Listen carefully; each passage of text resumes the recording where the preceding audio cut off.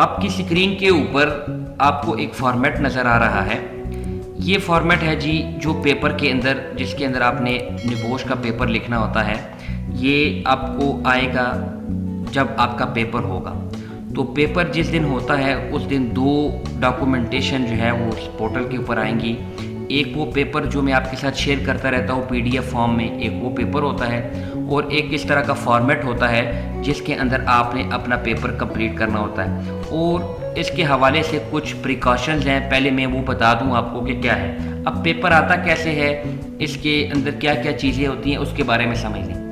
Paper आपका जो है, जब आप पेपर के अंदर इनरोल होते हैं तो आपको निबोश की तरफ से एक ईमेल आती है। ईमेल के अंदर आपका लर्नर नंबर होता है, ठीक है। पहली ईमेल के अंदर, पहली ईमेल जब आएगी उसके अंदर लिखा होगा कि भाई आपको मुबारक हो, आप जो है वो पेपर के लिए इनरोल हो गए हैं और आप फॉर एग्जांपल 2 मार्च या 2 फरवरी को आपका पेपर फलाने टाइम पर ब्रिटिश टाइम के मुताबिक होगा और आपका लर्नर नंबर ये है। ये पहली ईमेल है जो निबोश की तरफ से आती है। उसके बाद दूसरी ईमेल है जिसके अंदर लॉगिन पासवर्ड आता है आपके उस पोर्टल का जहां पर आपने पेपर जो है जहां से डाउनलोड करना होता है। तो वो निबोश की वेबसाइट के अंदर वो पोर्टल मौजूद है, उसका लिंक उस ईमेल के अंदर होता है। उसमें 2 चीज़ें होती हैं, एक होता है लर्नर नंबर या यूज़र नेम, वही लर्नर नंबर भी होता है और यूज़र नेम भी होता है।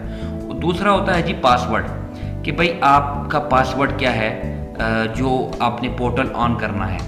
तो वो जो पासवर्ड होता है वो कंप्यूटर जनरेटेड होता है, तो उल्टा पुल्टा लिखा होता है। तो वो आप जैसे ही इंटर करते हैं फर्स्ट टाइम, तो वेबसाइट के अंदर वो चीज़ें जो हैं दोबारा वो रीटाइप करनी होती हैं। तो मैं आपके साथ वो पोर्टल जो है वो शेयर करता हूँ कि वो पोर्टल कौन सा है।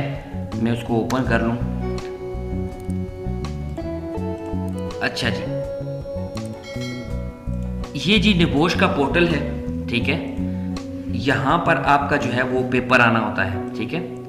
तो 2 चीज़ें जो है वो आपको ईमेल आएगी 4 या 5 दिन पहले, पेपर से 4-5 दिन पहले आपको एक ईमेल आएगी जिसके अंदर ना ये 2 इन्फॉर्मेशन होगी, एक यूज़र नेम और दूसरा पासवर्ड। यूज़र नेम और पासवर्ड जब आप इंटर करते हैं तो आपको जो है वो नेक्स्ट विंडो के पर ले जाता है जहाँ पर आपने चीज़ों को चेंज करना होता है, जिसमें सबसे इम्पॉर्टेंट चीज़ है पासवर्ड। तो बाज़ लोग पासवर्ड चेंज करते हैं फिर भूल जाते हैं पेपर वाले दिन, और बाज़ लोगों में ये बीमारी होती है कि पासवर्ड एक दफ़ा रख लिया तो 500 दफ़ा उसको चेक करेंगे कि यार भाई मैंने ठीक लगाया कि नहीं लगाया, ठीक है। तो इस तरह की हरकतें ना किया करें। जो पासवर्ड आप सेट कर लें, अक्सर लोगों को पासवर्ड याद नहीं रहते, तो कोई अच्छी सी गर्लफ्रेंड हो उसका नाम रख लें ताकि आपको याद रहे कि भाई हमारा पासवर्ड क्या है, ताकि पेपर वाले दिन लोग पेपर कर रहे होंगे और आप अपने पासवर्ड को ढूंढ रहे होंगे कि पता नहीं पासवर्ड क्या रखा था।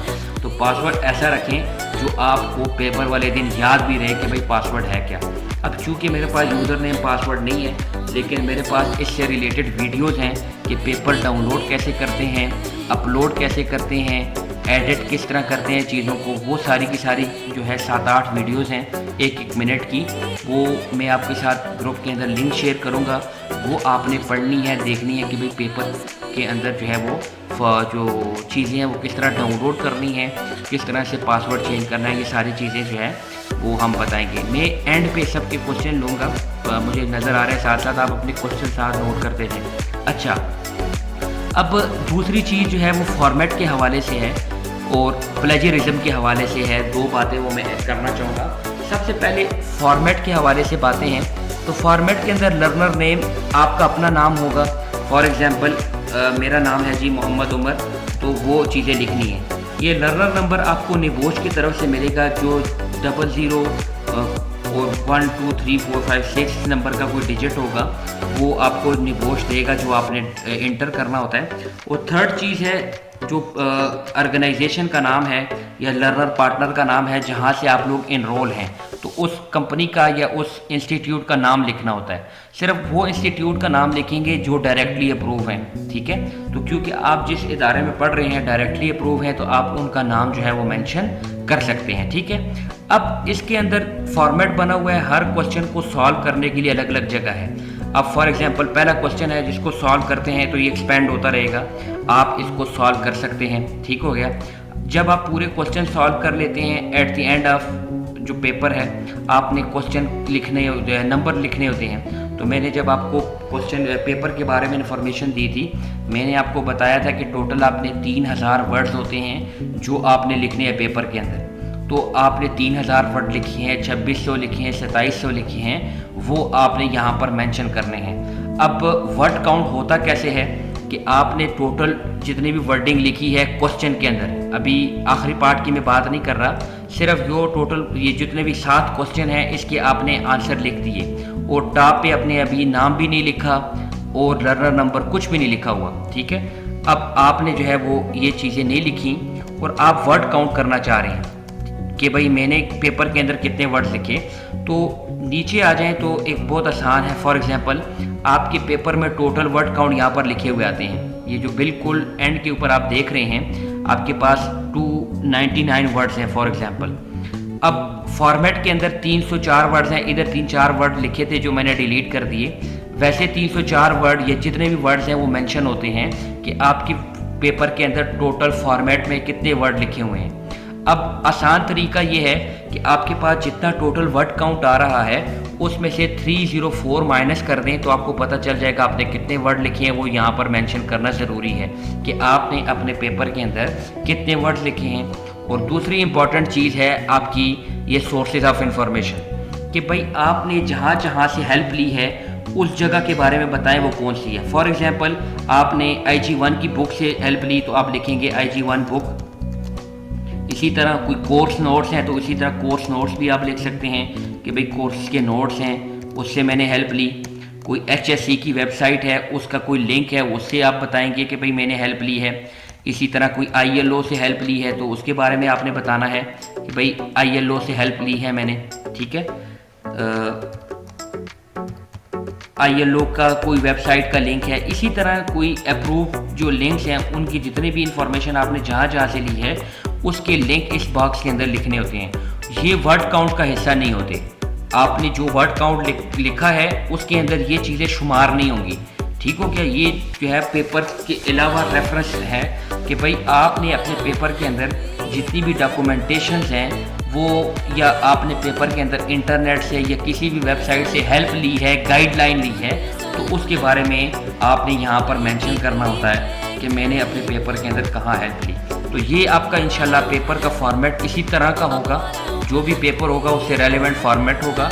और हर बंदे का फॉर्मेट अपना अपना होता है, ठीक है। अपना अपने से मुराद क्या है कि हर बंदे की फॉर्मेट का सीरियल नंबर दूसरे इंसान के फॉर्मेट के सीरियल नंबर से डिफरेंट होता है। अब कुछ सिनेरियोज ऐसे हो चुके हैं पास के अंदर जिसको बताना, डिलीवर करना हमारी जिम्मेदारी है फॉर लेसन लर्निंग। जिस तरह हम इन्वेस्टिगेशन में पढ़ा था ना कि हम रिएक्टिव मॉनिटरिंग इसलिए करते हैं ताकि लेसन लर्न कर सकें और दोबारा ऐसी गलतियों को दोहराने से बचा सकें। तो ये चीज़ें हमने लर्न की, आपको बताएंगे ताकि आप ये चीज़ें दोबारा ना कर सकें। एक दफ़ा ऐसा हुआ कि जिस तरह आप लोगों ने ग्रुप बनाए हुए हैं, एक दिन पेपर थोड़ा सा डिले हो गया, एक बंदे का पेपर डाउनलोड नहीं हो रहा था, तो दूसरे उसके दोस्त ने वो फॉर्मेट डाउनलोड करके ग्रुप में भेज दिया कि भाई मेरा डाउनलोड हो गया, ये डाउनलोड करो और इसमें लिखना शुरू करो। अब बाकी जितने भी लोग थे दोस्त, उन्होंने अपना पेपर डाउनलोड करने की बजाय वो जो फॉर्मेट ग्रुप के अंदर आया था उसमें लिखना शुरू कर दिया। अब लिखते लिखते जितना भी पेपर हो गया, अब सब ने सबमिट भी करवा दिया। अब हुआ ये कि एक सीरियल नंबर पे 4 लोगों ने पेपर दिया हुआ था और वो चारों के चारों जो है इन्वेस्टिगेशन के अंदर आए, ठीक है। 2 उसमें से बैन हो गए हैं और 2 का रिजल्ट अभी तक, कोई साल से ऊपर होने वाला रिजल्ट अभी तक नहीं आया, ठीक है। अब उनके ऊपर इन्वेस्टिगेशन चल रही है। ये क्यों हुआ कि भाई लोगों ने अपना पेपर डाउनलोड नहीं किया। तो पेपर वाले दिन सबसे पहला काम जिन लोगों ने करना है वो ये है कि अपना अपना क्वेश्चन पेपर और अपना आंसर फॉर्मेट डाउनलोड करना है और किसी भी बंदे के साथ, दोस्त के साथ, कोलीग के साथ शेयर नहीं करना। ये मैं दोबारा बता रहा हूँ कि जब आपने अपना पेपर डाउनलोड कर लिया, कोई भी बंदा अपना पेपर दूसरे के साथ शेयर नहीं करेगा, एक चीज़। दूसरा, कोई भी लिखी हुई चीज़ एक दोस्त दूसरे दोस्त को या दूसरे कोलीग को नहीं देगा पेपर वाले दिन। तीसरी सबसे इम्पॉर्टेंट चीज़ कि आपके पेपर को जो है वो टर्निटिन चेक करेगा।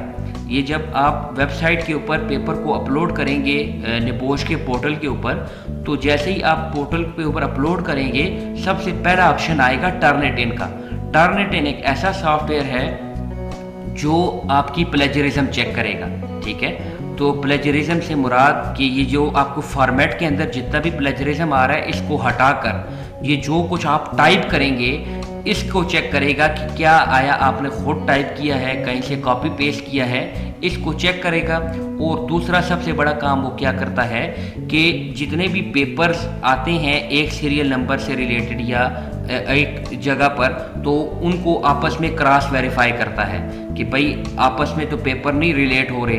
क्योंकि जब आप टर्निटिन पे पेपर सबमिट करवा देते हैं, जी मेरी आवाज़ इधर ही है, आपको शायद आवाज़ नहीं आ रही, ठीक है। आवाज आ रही है। अच्छा जी जी मैं एक मिनट में ज़रा कंप्लीट कर लूँ, फिर मैं सबके क्वेश्चन के मैं आंसर दूंगा, ठीक है। तो मेरा आपको बताने का मकसद ये है कि बाज़ लोग जो है वो इस चीज़ को बड़ा लाइट लेते हैं कि भाई कोई प्लेजरिज्म इस तरह का काम नहीं है। हमारे पास इस तरह के सिनेरियो हो चुके हैं कि भाई इधर अभी तक जो है वो 2 लोगों का रिजल्ट नहीं आया और 2 लोग, एक 5 साल के लिए और एक 3 साल के लिए बैन हो चुका है। और ये हकीकत की बातें, कोई इसमें गपशप वाली नहीं है। तो निबोश बिल्कुल जो है वो टॉलरेंस नहीं करता कि इस प्लेजरिज्म के ऊपर। तो मैं आपको बार बार इसलिए गाइड कर रहा हूँ ताकि आप जो है पेपर वाले दिन गलती ना करें, अपना काम करें, लिखी हुई चीज़ एक दूसरे को ना दें। हेल्प कर सकते हैं, गाइडलाइन ले सकते हैं, एक दूसरे को वर्बली अपनी ज़ुबान के अंदर समझाएं। हर बंदे ने लिखना अपना अपना है, कोई भी चीज़ लिखी हुई देंगे अपने लिए भी मुसीबत बनाएंगे और जिसको दी है वो भी आपके लिए मुसीबत बना देगा कि आपने ऐसा ब्रदरली या उसके साथ हेल्प की कि भाई उसको समझ आ जाए, लेकिन वो आपके लिए भी मुसीबत बन गई कि दोनों के पेपर सेम हो गए और उससे आपका पेपर जो है वो ख़राब होने के चांसेस हैं। इसीलिए ये छोटी छोटी बातें हैं, इनके ऊपर गौर करना है और नकल से और इस तरह की चीज़ों से आपने करना है परहेज़। अभी हर बंदे का कोई ना कोई क्वेश्चन होगा, उसका क्वेश्चन लेते हैं, उसके बारे में उसका आंसर करते हैं। मुनीब साहब वो क्वेश्चन पूछना चाह रहे हैं। नो सर, मेरा क्वेश्चन। अच्छा ठीक है, अच्छा ओके। फ़खर साहब सर ये पूछना था, अभी जो आपने चैप्टर सेंड किए IG1 के लिए सिर्फ वही चैप्टर्स हैं? हाँ बस कुछ भी नहीं, यही 4 चैप्टर्स हैं, इसके अलावा कोई पेपर में नहीं आएगा, ठीक हो गया। तो अच्छा, अभी नेक्स्ट प्रोसेस में क्या आप हमें वक्फे से क्या सैंपल पेपर्स देते रहेंगे कि नहीं? अब ये आपके इंस्टीट्यूट वाले आपको आपके साथ रब्ता करेंगे, क्योंकि आप पुराने स्टूडेंट्स हैं, वो आपके साथ गाइडलाइन करेंगे। अभी जो है कल से हमारी नई जो क्लास स्टार्ट होगी वो IG2 रिपोर्ट के ऊपर होगी, ये जो न्यू बैच के लोग हैं इनकी। बाकी ये जो है वो आपका काम आपके इंस्टीट्यूट रेलिवेंट जो है आपके कोऑर्डिनेटर हैं उनसे रब्ता कर लें। New batch? हाँ अभी आपकी IG2 की कल से क्लासेस होंगी, ठीक है।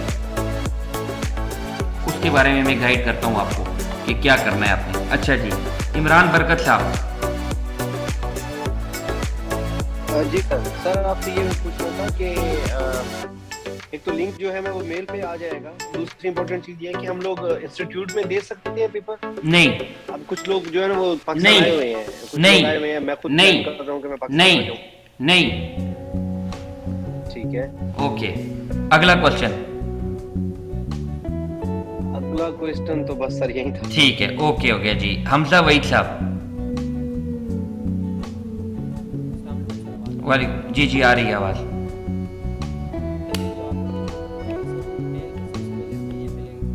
ईमेल पे नहीं मिलेगा, पोर्टल पे मिलेगा। ईमेल पे उस पोर्टल का लॉगिन और पासवर्ड मिलेगा। ये ईमेल पे किसी को नहीं आएगा, ठीक है, पोर्टल पे आएगा। ईमेल पे उस पोर्टल का लॉगिन पासवर्ड, जब आप फेसबुक ओपन करते हैं ना उसके लिए ईमेल और पासवर्ड चाहिए। इसी तरह पोर्टल होगा जहां पर पेपर पड़ा होगा, उसके लिए ईमेल और पासवर्ड चाहिए जो आपको ईमेल पे मिलेगा, ठीक है। जो आपने ईमेल इंस्टीट्यूट को दी है, जिसके ऊपर आपका जो है वो निबोश के ज़रिए दाखिला हुआ है, उसके ऊपर आपको पासवर्ड आएगा। वो आपने उस पोर्टल के अंदर जो है वो डालना है और उस पर आपका पेपर आएगा, ठीक है।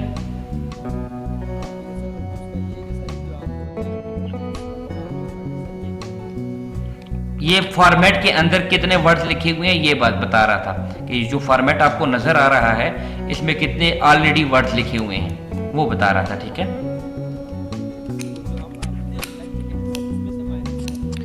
हाँ हाँ, वो आपके अगर वर्ड इस्तेमाल किया वो आपने बिल्कुल लेफ्ट बॉटम के अंदर आपके पास जो है स्क्रीन के लिखा होता है कि कितने वर्ड्स हैं, उसमें से इन वर्ड्स को माइनस करेंगे तो टोटल वर्ड काउंट आ जाएगा, ठीक है। ओके जी। अच्छा जी, हमजा मजीद साहब। अस्सलामुअलैकुम सर। वालेकुम अस्सलाम। सर मैंने ये पूछना था कि हमें प्लेजरिज्म अलाउड कितनी होगी, क्योंकि प्लेजरिज्म जीरो तो बहुत रेयरली आता है। प्लेजरिज्म आपके कंटेंट में 0% है। आप जो कुछ लिखेंगे उसमें प्लेजरिज्म नहीं होनी चाहिए, बाकी फॉर्मेट में होगी वो उनकी तरफ से है। जो आप लिखेंगे उसमें प्लेजरिज्म नहीं होनी चाहिए, ठीक है। तो जीरो तो नहीं आता है, बस traces वगैरह आती है। देखिए उन्होंने अब किस चीज़ की प्लेजरिज्म नहीं आएगी, हेल्थ एंड सेफ्टी की प्लेजरिज्म नहीं आएगी। अब इन्होंने ये जो सॉफ्टवेयर की डेवलपमेंट ऐसे की है कि ये जो वर्ड्स हैं या इस तरह के हैं चीज़ें, ये प्लेजरिज्म के अंदर काउंट नहीं होते, और यही वो प्लेजरिज्म है जो आपको अलाउ है कि आप हेल्थ एंड सेफ्टी को हेल्थ एंड सेफ्टी ही लिखेंगे। बाकी चीज़ें आपने जो है जितने अब तक जितनी चीज़ें आप लिख चुके हैं उसके अंदर ऐसा मुझे नहीं लगता कुछ है कि आपको इतनी ज़्यादा इंटरनेट की ज़रूरत पड़ेगी, ठीक है। लेकिन जो हेडिंग्स के वर्ड्स हमारे हाँ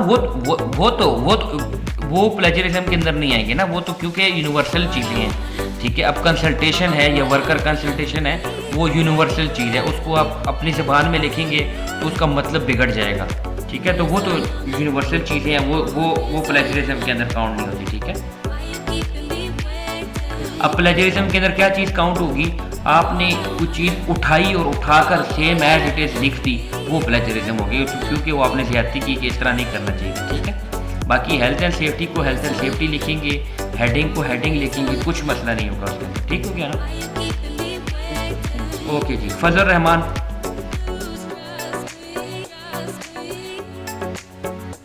मैं पूछना चाह रहा था तो वो जवाब तो मिल गया। हाँ, वो आप पेपर नहीं दे सकते। जी, पेपर नहीं दे सकते, मैंने सुन लिया था, आप पेपर नहीं दे सकते, अपने घर में बैठ के पेपर दे सकते हैं। Okay ji, thank you. Arsalan Nawaz साहब। ज्वाइन कर सकते हैं सर 3-4 दिन। क्या ज्वाइन कर सकते हैं?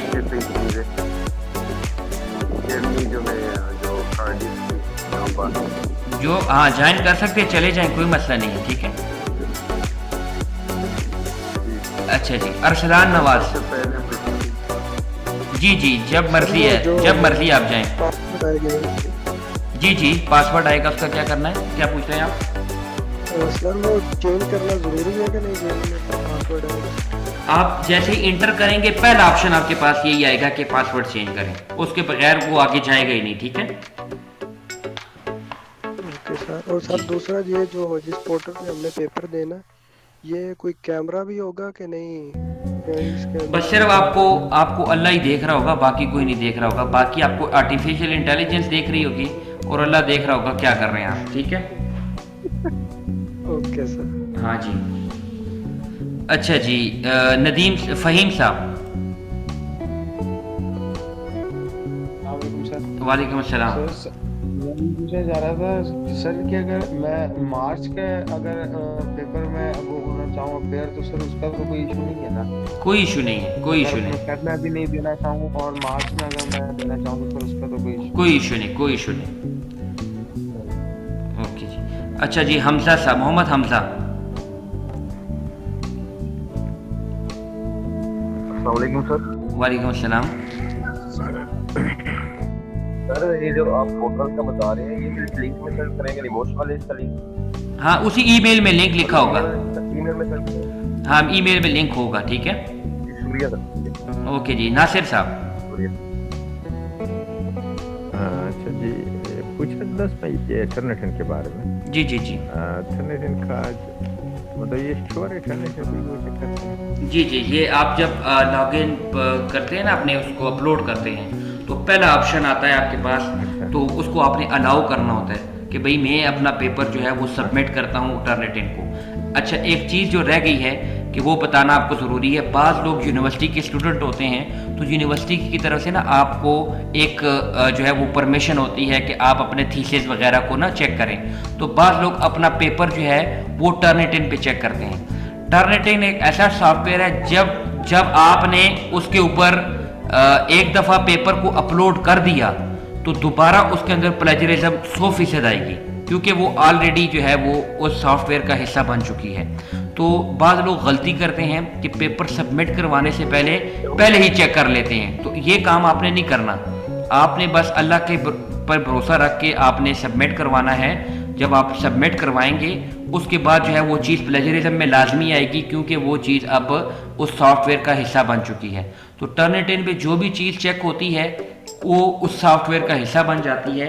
दोबारा उसको आप अगर उधर से कोई कॉपी पेस्ट करते हैं तो वो आपको पकड़ लेता है। तो ये चीज़ें जो यूनिवर्सिटी के ख़ास तौर पर लोग हैं उन्होंने ये काम नहीं करना कि भाई अपना पेपर चेक नहीं करना या करवाना किसी से। ठीक हो गया जी नासिर साहब, इसके अलावा आप कुछ पूछना चाह रहे हैं? पर अपलोड करने के बाद अच्छा एक मिनट जरा सर का क्वेश्चन पूरे होने दीजिए। जी जनाब।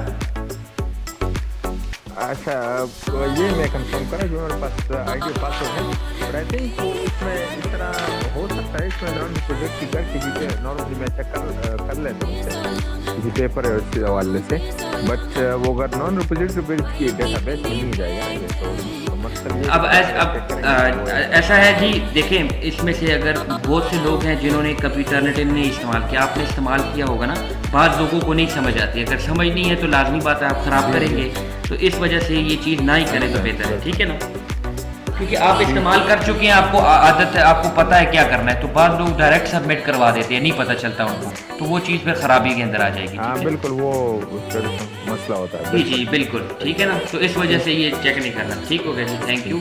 अच्छा जी, मोहम्मद वकार। वालेकुम अस्सलाम। सर मेरा क्वेश्चन ये था, हम इसमें कर सकते हैं कि एक्सेल पे पहले खास वाले लिखने के बाद अपलोड कर दूँ उसको? माइक्रोसॉफ्ट वर्ड में, एक्सेल में नहीं लिखने, वर्ड में लिख सकते हैं। हाँ जी जी जी, लिख सकते हैं कि आप पहले सादे वर्ड पे लिख के उसको उठा के आप इस फॉर्मेट में पेस्ट कर सकते हैं। ठीक है, कोई इशू नहीं। सर एक बात बताएं, एक सेकेंड,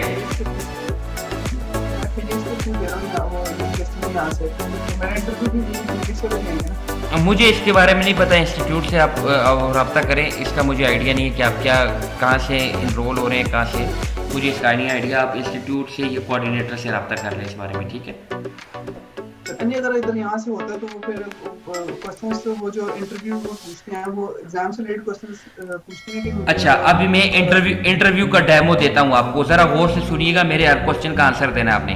आपका नाम क्या है जी? मोहम्मद वकार। अच्छा, लर्नर नंबर क्या है आपका? वो जो हाँ ठीक है जी। आप जो है कहाँ पर रहते हैं जी, कहाँ से पेपर दिया आपने? फॉर एग्जांपल मैंने घर से दिया। ठीक है, आपके पास आईडी कार्ड है? जी हाँ है, ज़रा दिखाइए, वो दिखा देंगे। अच्छा, पहले क्वेश्चन के आंसर में क्या लिखा था? मैंने जी ABC लिखी थी। ओके जी, अल्लाह हाफ़िज़, ख़त्म इंटरव्यू। ठीक हो गया? हाँ, मुझे तो शायद वो टेक्निकल क्वेश्चन पूछेंगे बस ये मैंने पूछ लिया टेक्निकल क्वेश्चन। ठीक हो गया? Thank you sir. Okay ji, thank you, अल्लाह हाफ़िज़। अच्छा जी, इमरान बरकत साहब। अच्छा सर एक बात है, लेट्स सपोज हमने वर्ड फॉर्मेट में लिख लिया, वहां से हम कॉपी पेस्ट करेंगे तो वो नहीं आएगा उसमें टर्मिनेटर में? अगर आपने खुद लिखा है फिर नहीं आएगा, अगर आपने खुद लिखा हुआ है फिर नहीं आएगा। Word file to word file में नहीं आता, अगर किसी और की फाइल कॉपी करके लिखेंगे तो खराब होगा। ठीक है जी जी, क्योंकि वो जो नई वर्ड फाइल लिखेंगे वो भी तो आप खुद लिख रहे हैं ना, कहीं से कॉपी तो नहीं की, तो वो चीज़ नहीं आती प्लेजरिज्म के अंदर। जी जी बिल्कुल जी शाहनवाज साहब। सर ये जो क्वेश्चंस के आंसर्स हमें देने होंगे उस पे हम डाटा एडिट कर सकते हैं उसमें आंसर्स में? हाँ एडिट कर सकते हैं, सिंपल वर्ड है, उसी को आप लिखेंगे, एडिट कर लेंगे, कोई इशू नहीं। अच्छा सर, ठीक है।